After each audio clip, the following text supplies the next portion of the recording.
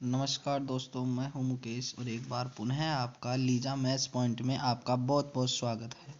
आज दोस्तों अपन half yearly का जो एग्ज़ाम अभी अभी लगा है, अर्धवार्षिक परीक्षा 2021-22 कक्षा 10 का जो गणित का प्रश्न पत्र है, आज उसका सॉल्यूशन अपन करते हैं।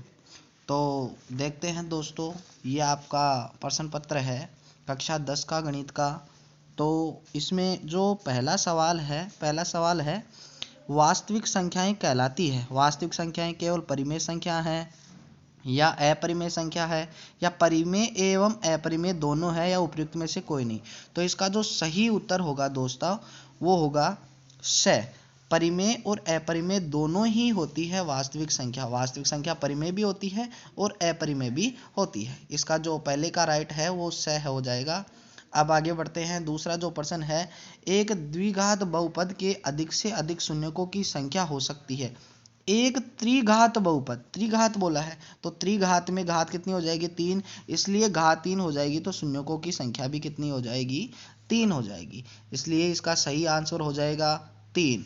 प्रश्न नंबर जो 3 है वो है आपका, किसी संख्या में इकाई का अंक तो a है और दहाई का अंक है b, तो वह संख्या क्या हो जाएगी? दोस्तों कभी भी अपन अगर संख्या बनाते हैं, संख्या अगर कहीं भी बनाते हैं अपन, तो संख्या बनती है अपने, संख्या हो जाती है, उसमें आता है इकाई अंक, इकाई अंक, इकाई अंक प्लस दहाई अंक, इकाई अंक प्लस दहाई अंक गुणा, दहाई अंक गुणा, ये सॉरी यहाँ गलत हो गया थोड़ा, इकाई अंक, इकाई अंक प्लस 10 गुणा दहाई अंक, ये होता है दहाई अंक। तो यहाँ अपना जो प्रश्न में है वो इकाई का अंक तो कितना है? a है, a प्लस 10 गुणा दहाई अंक क्या है अपना? दहाई अंक दे रखा है अपने पास b। तो ये सही ऑप्शन जो है अपना, वो ऑप्शन नंबर 2 हो जाएगा। ठीक है। अगर दोस्तों आपको वीडियो पसंद आए तो वीडियो को लाइक और चैनल को सब्सक्राइब जरूर कीजिएगा। आगे भी अपन बहुत महत्वपूर्ण वीडियो डालने वाले हैं। कक्षा 10 और कक्षा 8 की जो संपूर्ण गणित की किताब है NCERT 10th का, उसका अपन प्रत्येक चैप्टर को सॉल्व करने वाले हैं। तो दोस्तों बढ़ते हैं आगे। अपना जो पांचवा सवाल है, वो पांचवा सवाल क्या है? कोस 90 माइनस थीटा बराबर 1/2 हो तो थीटा का मान ज्ञात करो। थीटा का मान अपने को बताना है। ये है अपने पास क्या दे रखा है कि कोस 90 डिग्री माइनस थीटा बराबर 1/2। तो अपने को ज्ञात करना है किसका मान? थीटा बराबर क्या होगा? थीटा बराबर क्या होगा? दोस्तों मैंने बताया था कि साइन 90 माइनस थीटा जब आता है तब ये बदल जाता है कोस थीटा में, और कोस 90 माइनस थीटा जब आता है तो ये बदल जाता है साइन थीटा में। तो यहाँ दे रखा है कोस 90 माइनस थीटा, तो ये बदल के आ जाएगा साइन थीटा।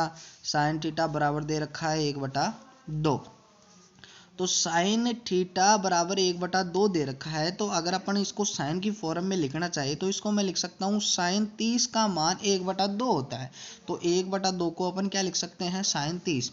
साइन दोनों साइड में है, कैंसिल आउट हो गया, तो थीटा बराबर आ गया अपने पास 30 डिग्री। कितना आ गया है? 30 डिग्री। तो अपना ऑप्शन नंबर 4 ये जो है द है वो आपका सही हो जाएगा। ठीक है। बढ़ते हैं आगे। छठा जो प्रश्न है अपना, छठवां प्रश्न है कि sign theta cos 90 minus theta plus cos theta sine 90 minus theta plus 1 का मान क्या होगा? 1 का मान क्या होगा अपना? तो इसको करते हैं अपन, इसका सॉल्यूशन देखते हैं। देखो अपने पास प्रश्न है कि sign theta cos 90 minus theta plus cos theta sine 90 minus theta plus 1 का मान क्या होगा, ये पूछा है। तो यहाँ देखो दोस्तों, ये तो साइन थीटा है, ऐसे कि ऐसे आ गया साइन थीटा। ये देखो कोस 90 माइनस थीटा, इसको मैं क्या लिख सकता हूँ? Sine theta. Cos 90 minus theta किस में चेंज हो गया? साइन थीटा में। प्लस आगे दे रखा है कोस थीटा, फिर ये साइन 90 माइनस थीटा ये भी किस में चेंज हो जाएगा? कोस थीटा में प्लस का 1। देखो sine theta into sine theta क्या हो जाएगा? Sine square theta plus cos theta into cos theta क्या हो जाएगा? कोस स्क्वायर थीटा हो जाएगा, और प्लस का कितना है? 1। अब देखो दोस्तों, ये मैंने 3 सर्व समीकरण मैंने पहले भी बताई थी। ये सर्व समीकरण हैं sine square theta plus cos square theta बराबर क्या होता है, 1 होता है। ये पहली सर्व समीकरण अपनी। दूसरी जो सर्व समीकरण है अपनी आती है 1 प्लस टेन स्क्वायर थीटा बराबर होता है सेक स्क्वायर थीटा। और तीसरी सर्व समीकरण होती है कोट और कोसेक में, तो 1 प्लस कोट स्क्वायर थीटा बराबर हो जाता है कोसेक स्क्वायर थीटा। तो ये सर्व समीकरण नंबर 1 से इसका मान कितना हो गया, 1 हो गया है। 1 प्लस और यहाँ वाला 1 और 1 मिलके कितना हो गया, 2।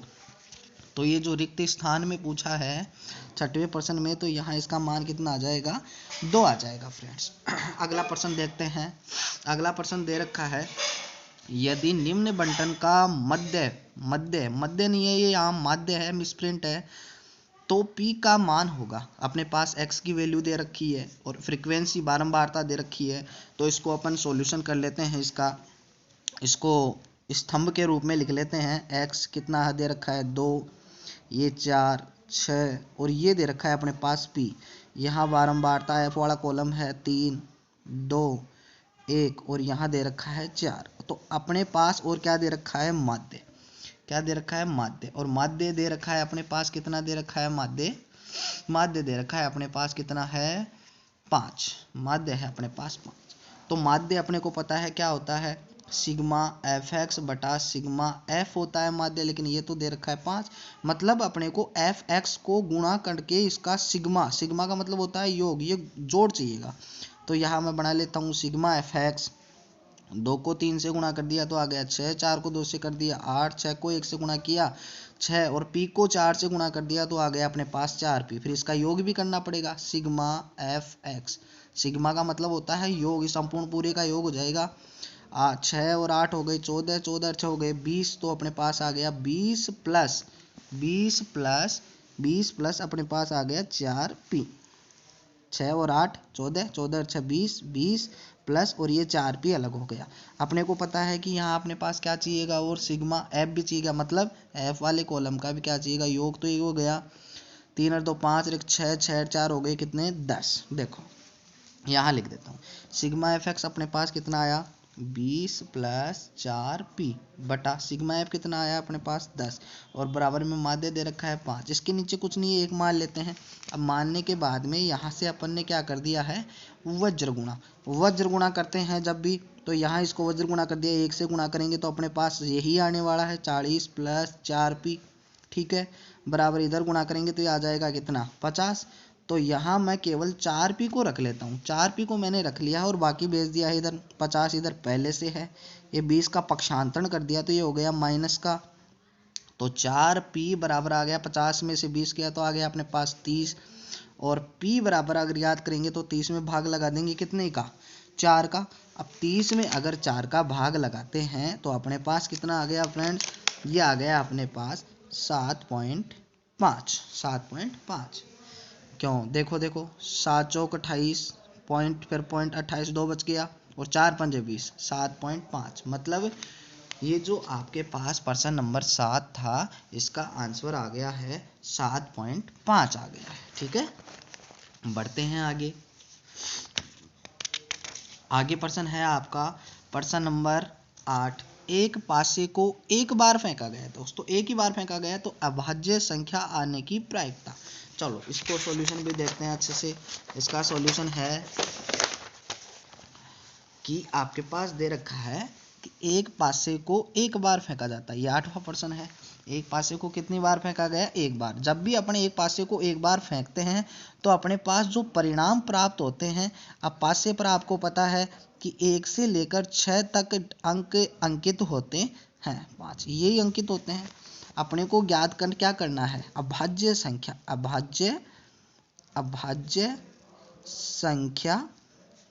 आने की प्रायिकता, ये अपने को पूछिए, आने की प्रायिकता, ये अपने को पूछा है अभाज्य संख्या आने की प्रायिकता। तो प्रायिकता का फॉर्मूला होता है, मैंने बताया था, अनुकूल परिणाम बटा कुल परिणाम, अनुकूल परिणाम बटा कुल परिणाम। अब अनुकूल किसके, प्रश्न के अनुकूल। प्रश्न में क्या पूछा है, अभाज्य संख्या। तो अभाज्य संख्या देखो परिणामों में अभाज्य संख्या कौन कौन सी है, 2 हो गई, 3 हो गई और अपनी 5 हो गई। मतलब कितनी संख्याएं हो गई, कितने परिणाम हो गए, 3 बटा कुल कितने हैं 6। काटेंगे तो आ जाएगा 3, 1 बटा 2। कई लोग क्या करते हैं इस 1 को भी अभाज्य संख्या मान लेते हैं, बल्कि 2 जो है वो सबसे छोटी अभाज्य संख्या है। तो 2 हो गई, 3 हो गई और हो गई है 5। तो ये 3 परिणाम हो गए और कुल परिणाम कितने हैं? 6। तो 3/6 मतलब 1/2। इसकी प्रायिकता जो आएगी वो आ गई है 1/2। ये था आपका 8वां प्रश्न। तो 9वां प्रश्न देखते हैं। 9वां प्रश्न, यदि 1261 तथा 1067 का HCF का मतलब हाईएस्ट कॉमन फैक्टर 47 है। हाईएस्ट कॉमन फैक्टर का मतलब महत्तम समापवर्तक में से जो है आपका ये 97 दे रखा है। तो इसका LCM लोएस्ट कॉमन, ये LCM का मतलब लेस है, आपको ज्ञात करना है। तो देखो दोस्तों कैसे ज्ञात करेंगे। अपने को पता है, अपने चैप्टर में अपन ने पढ़ा है, क्या पढ़ा है अपने कि लेस है गुणा मैस है। लेस है, ये लेस है गुणा मैस है। लेस है गुणा मैस है किसके बराबर होता है? दोनों संख्याओं के गुणा के। इसमें पहली संख्या गुणा दूसरी संख्या ये होता है। तो अपने को ज्ञात करना है लेस है, तो केवल मैं इधर लेस है को ही रख लेता हूं और बाकी इधर मैस है। तो ये पहली संख्या मान लेते हैं A, दूसरी संख्या मान लिया B और मैस है, क्या मैस है तो मैस है नीचे आ जाएगा। पहली संख्या कितनी है अपनी? 1261 गुणा 1067 बटा कितना? 97। इससे ये कट गया कितनी बार कट गया? ये 13 बार कट गया है। तो 13 बार कटने के बाद में अपने पास 13 को गुणा कर दिया इससे, तो अपने पास आ गया 13,871 आ जाएगा। करके देखना आप, ये इतना ही आएगा। ठीक है, ये था अपना 9वां प्रश्न। 9वें प्रश्न में क्या पूछा था कि लेस है, दो संख्याएं दे रखी थी, दो संख्याएं आपको दे रखी है, पहली संख्या दूसरी संख्या, और इसका HCF तो दे रखा है लेकिन मैं लेस है नहीं दे रखा, LCM नहीं दे रखा। तो LCM अपने को ज्ञात करना है। अपने को पता है दोनों संख्याओं का गुणा और फिर इस HCF का भाग लगा दिया, क्योंकि इन दोनों का भी गुणा होता है बराबर। तो इसलिए क्या कर दिया, HCF का अपन ने क्या कर दिया है, भाग लगा दिया, मैसे का भाग लगा दिया। ये 9वां प्रश्न था। 10वां प्रश्न देखते हैं। 10वां प्रश्न है, यदि द्विघात बहुपद ax² + bx + c इस रूप में ही होता है। देखो द्विघात बहुपद के शून्यक दे रखे हैं अपने पास, एक अल्फा है और एक बीटा है। तो था अल्फा बीटा का मान, ये देखो अल्फा है, ऐसा अल्फा लिखा जाता है, ये अल्फा है और ये है आपका बीटा। इन दोनों का गुणा अपने को ज्ञात करना है। जब अपने पास समीकरण क्या है, द्विघात बहुपद क्या है, ax² + bx + c। ऐसा अगर अपने पास द्विघात बहुपद है और शून्यक उसके अल्फा और बीटा है, तो अल्फा बीटा का गुणा होता है हमेशा अचर पद, ये c/a x² का गुणांक, ये अपना होता है। इसका आंसर आ जाएगा अपने पास, अल्फा बीटा का जो गुणा है वो आपके पास आ जाएगा c/a। ठीक है, ये था अपना 10वां प्रश्न। अब बढ़ते हैं 11वें प्रश्न की ओर। 11वां प्रश्न देखिए क्या है। 11वां जो प्रश्न है आपका, 11वां है कि आपको सत्य और असत्य बताना है। असत्य बताना है। 11 थीटा के सभी मानों पर साइन थीटा और कोस थीटा का मान बराबर होता है। ये बोला है कि साइन थीटा बराबर होता है कोस थीटा के, चाहे थीटा का कोई भी मान ले लो। चलो लेके देख लेते हैं। साइन 0 डिग्री का ही देख लेते हैं और इधर देख लेते हैं कोस 0 डिग्री। अब साइन 0 का मान तो 0, लेकिन कोस 0 का मान 1 होता है। बताओ बराबर है क्या? बराबर नहीं है। इसलिए ये जो कथन है वो क्या हो जाएगा, असत्य हो जाएगा। ठीक है, समझ में आया होगा आशा करता हूँ। आगे देखते हैं 12वां प्रश्न। जो 12वां है आपका प्रश्न, वो 12वां क्या है, 12वां जो प्रश्न है आपका, एक पासे के उछाल में 3 से छोटा अंकन। अब देखो पासा वही आ गया, तो इसमें कुल परिणाम की बात करें तो 1 2 3 4 और 5 और 6, ये आपके पास 6 परिणाम बनते हैं। अब अगर अपने को लाना है 3 से छोटा, तो 3 से छोटा, 3 नहीं 3 से छोटा, और 3 नहीं होना चाहिए, 3 से छोटा होना चाहिए। 3 से छोटे परिणाम हो गए 1 और 2, कितने परिणाम हो गए 2, अनुकूल परिणाम में 2 और कुल परिणाम में 6। काटेंगे तो 1 कितना आ जाएगा 3, मतलब 1/3 ही है। यही तो बोला था 1/3 है, तो इसलिए ये हो जाएगा सत्य हो जाएगा। ये प्रश्न नंबर 12 था। अगर वीडियो अच्छा लग रहा है तो वीडियो को लाइक ज़रूर करें। चैनल पर नए हैं तो चैनल को सब्सक्राइब कर ले। अब देखते हैं आगे, अगर बात करें अपन, तो अब आगे अपन नेक्स्ट वीडियो में देखेंगे। ठीक है, आज तक के लिए इतना ही काफ़ी है। धन्यवाद। जय हिंद, जय भारत।